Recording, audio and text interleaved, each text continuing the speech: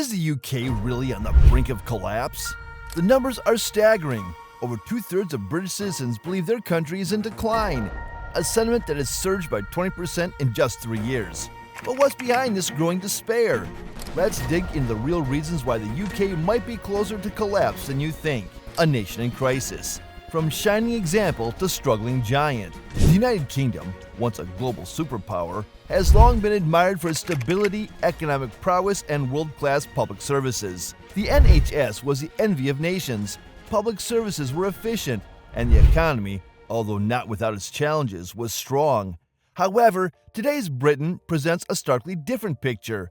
The NHS is buckling under pressure, the economy is stagnating, and basic public services are failing to deliver. Rising costs and deteriorating infrastructure have left many wondering what went wrong and if there's any hope left for a turnaround. This isn't just a tale of economic downturns or political blame games. It's about understanding the deep-seated issues that are pushing the UK towards the edge. In this article, we'll explore the critical factors behind the UK's decline and whether there's a path to recovery. 1. The NHS. From national pride to national crisis. The National Health Service, NHS, has long been a source of pride for the UK, representing the nation's commitment to universal health care. Established in 1948, the NHS was revolutionary in providing free health care at the point of delivery. But today, the system is in a state of emergency.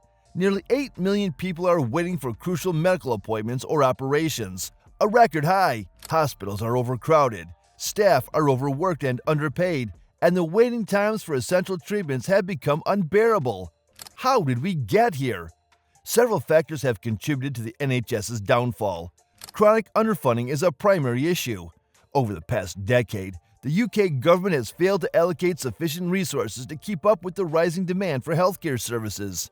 Coupled with an aging population, the strain on the system has reached breaking point. Additionally, the pandemic exposed the vulnerabilities within the NHS, as hospitals struggled to cope with the influx of COVID-19 patients. The workforce crisis is another significant challenge. Years of pay freezes and stressful working conditions have led to a mass exodus of healthcare professionals. Nurses and doctors are leaving the NHS in droves, either to work in other countries or to leave the profession altogether. This has created a vicious cycle. Fewer staff leads to increased pressure on those who remain, further exacerbating the burnout and departure rates. Is there a solution? To save the NHS, substantial investment is required. This includes not only financial resources, but also a focus on improving working conditions for staff. Recruitment drives and retention strategies are essential to rebuild the workforce. Furthermore, there needs to be a long-term plan to address the issues of an aging population, possibly through the integration of more preventative care and technological advancements. Without these changes, the NHS may no longer be able to provide the level of care that the British public expects and deserves. 2.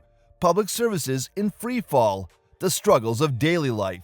Public services in the UK, once efficient and reliable, are now in a state of disarray. Whether it's getting a passport, obtaining a driver's license, or reporting a crime, the processes that were once seamless have become cumbersome and frustrating for citizens. The decline in the quality of public services is evident across the board, and it's affecting the daily lives of millions of people. The root of the problem. Austerity measures implemented over the past decade have had a devastating impact on public services. Local councils, responsible for many essential services, have seen their budgets slashed, leading to severe cutbacks. Libraries, community centers, and youth services have been shut down or reduced to skeleton operations. The police force has also been significantly affected, with fewer officers on the streets and rising crime rates. Take, for example, the passport office. In recent years, the waiting times for passport applications have soared. People are waiting months for something that used to take weeks. This is not just an inconvenience, it's a sign of a system that is buckling under pressure. What can be done? Reversing the decline in public services requires a reversal of austerity policies. This means reinvesting in local councils and public institutions to ensure that they have the resources to operate effectively. Additionally, there needs to be a modernization of these services, leveraging technology to streamline processes and reduce waiting times. The UK government must recognize that efficient public services are the backbone of a functioning society, and without them, the country risks further decline. 3. The economy, stagnation, inflation, and the cost of living crisis. The UK's economy, once a powerhouse, is now one of the worst performing among developed nations. Economic stagnation, coupled with rising inflation, has created a cost of living crisis that is squeezing the pockets of ordinary citizens. Food prices are soaring, housing is increasingly unaffordable, and public transport is plagued with issues. Economic stagnation and inflation. The UK economy has been stagnating for years. Growth has been sluggish, and productivity has not improved. The uncertainty surrounding Brexit, coupled with global economic challenges, has dampened business investment and consumer confidence. The result is an economy that is failing to grow, leaving many people worse off. Inflation has compounded these problems. The cost of everyday items, from groceries to energy bills, has skyrocketed, making it hard for people to make ends meet. This is especially true for those on low incomes, who are disproportionately affected by rising prices. The gap between the rich and the poor is widening, and social mobility is at an all-time low. Housing crisis. The housing market in the UK is another major concern. House prices have been rising for decades, but the rate of increase in recent years has been staggering. This is due in part to the lack of new homes being built and the influx of foreign investment in the property market. The result is that home ownership is now out of reach for many, particularly young people. Public transport woes. Public transport, particularly the rail network, has also been a point of contention. Trains are often late, overcrowded, and expensive. The recent strikes have further exacerbated the issues, leaving commuters frustrated and businesses suffering. The lack of investment in infrastructure has left the UK's transport system in a dire strait, hindering economic growth and contributing to the overall sense of decline. Addressing the economic issues. To address these economic challenges, the UK needs a comprehensive strategy that includes investment in infrastructure, housing, and public services. Economic growth must be stimulated through policies that encourage innovation and productivity. Additionally, measures to control inflation, such as targeted subsidies or tax relief for the most vulnerable, are crucial to alleviate the cost of living crisis. The housing crisis, in particular, needs urgent attention, with policies to increase the supply of affordable homes and regulate the rental market. 4. Law and order. The erosion of safety on the streets.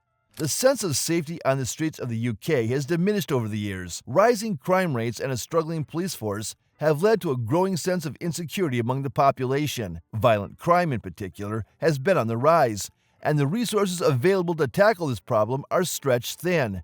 Rising crime rates. Over the past decade, crime rates in the UK have been rising, particularly in relation to violent crimes, such as stabbings and assaults. The police force, which has seen significant cuts to its budget, is struggling to keep up with the demands placed on it. Fewer officers on the streets mean that many crimes go uninvestigated, leading to a breakdown in law and order. Overcrowded prisons. The prison system is also in crisis, with overcrowded and underfunded facilities leading to poor conditions and a lack of rehabilitation programs. This has resulted in a cycle of re-offending, as prisoners are released without the support they need to reintegrate into society. The lack of investment in the criminal justice system is creating a situation where crime is rising and the capacity to deal with it is diminishing. The role of social factors. Social factors, such as poverty, lack of education, and unemployment, are also contributing to the rise in crime. Many young people, particularly in urban areas, feel disenfranchised and see crime as their only option. The lack of opportunities and support for these individuals is a significant factor in the increase in criminal activity. Rebuilding law and order. To restore safety and security in the UK, there needs to be a comprehensive approach that includes investing in the police force, improving the prison system, and addressing the social factors that lead to crime. This means increasing police numbers, providing better training, and ensuring that officers have the resources they need to do their jobs effectively. The prison system also needs reform, with a focus on rehabilitation rather than just punishment. Additionally, addressing the root causes of crime, such as poverty and lack of opportunity, is essential in creating a safer society. 5. The Great Divide. Inequality between London and the rest of the UK. The divide between London and the rest of the UK is growing, with the capital thriving while other regions struggle. This inequality is not just economic, but also affects access to opportunities, public services, and quality of life.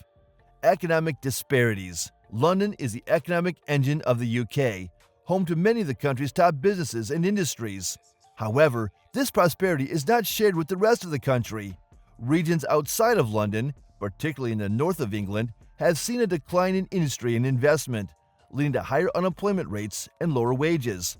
The disparity in economic opportunities is a major issue, with many feeling left behind as London continues to thrive. The political divide. The political landscape in the UK also reflects this divide, with different regions having varying levels of support for the government. The North-South divide is a well-known phenomenon in UK politics, with the North traditionally supporting the Labour Party and the South leaning towards the Conservatives. This political divide is both a cause and a symptom of the economic and social disparities in the country. Bridging the gap. To address this growing divide, there needs to be a concerted effort to invest in regions outside of London. This means creating jobs, improving public services, and investing in infrastructure. The government must prioritize policies that promote economic growth and opportunity in all parts of the UK, not just the capital. Bridging this divide is essential for the future stability and prosperity of the country. 6.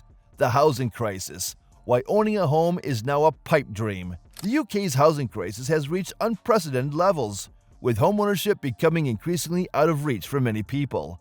The combination of rising house prices, a lack of affordable homes, and stagnant wages has created a situation where owning a home is now a distant dream for many, particularly younger generations. The role of austerity. Austerity measures implemented by the Conservative government are a significant factor in the UK's decline. Cuts to public services, welfare, and local councils have had a devastating impact on the country, leading to the decline in public services, rising inequality, and economic stagnation. The legacy of previous governments. However, it's important to recognize that the issues facing the UK are not solely the result of recent policies. This shift towards financialization, the decline of manufacturing, and the housing crisis are issues that have been building for decades under both Conservative and Labour governments. The global context. The UK's decline is also part of a broader global trend. Many developed countries are facing similar challenges, including rising inequality, economic stagnation, and the decline of public services. Globalization, technological change, and shifting economic power have all played a role in the challenges facing the UK today. The path forward. Can the UK be saved? The UK's decline is not inevitable, but it will require significant effort and change to reverse. The issues facing the country are deep-rooted and multifaceted, but they are not insurmountable. To save the UK, there needs to be a focus on investing in public services, addressing economic inequalities, and rebalancing the economy. This will require political will, long-term planning, and a commitment to creating a more equitable society. While the challenges are great, there is also hope. The UK has a rich history of resilience and innovation. With the right policies and leadership, it can overcome these challenges and build a brighter future. The first step is to recognize the severity of the situation and take decisive action to address it. The road ahead will be difficult, but it is not too late to turn things around.